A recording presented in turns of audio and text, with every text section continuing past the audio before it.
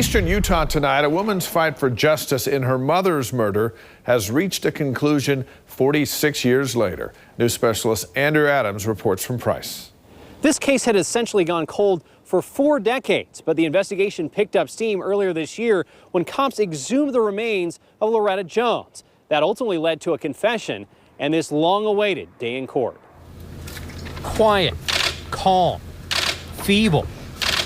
76-year-old Thomas Edward Egley ushered into court. Mr. Egley sits here now. He's obviously elderly, quite frail. But he wasn't always a frail man. Nobody knows it more than this woman in the front row. The murder of Loretta was particularly vicious. She's Loretta Jones' daughter, anxious, notes in hand.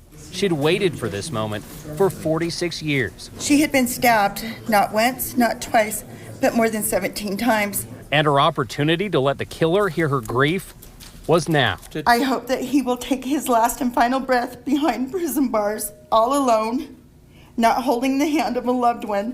Egley sat stoically. His lawyer spoke for him.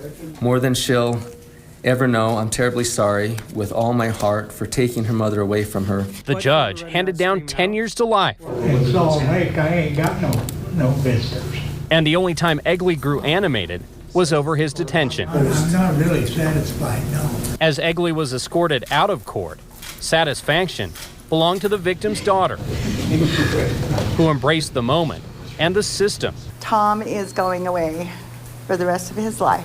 The system that brought justice, albeit 46 years later. A system that brought hope where it could have been lost. She never give up, never give up. You know, you always have hope. As long as you're breathing air, you have hope. This has been such a big part of Jones-Asay's life. She says she's not sure what she's going to do now. She says simply she's going to keep her mother's memory alive. In Price, Andrew Adams, KSL 5 News. Andrew.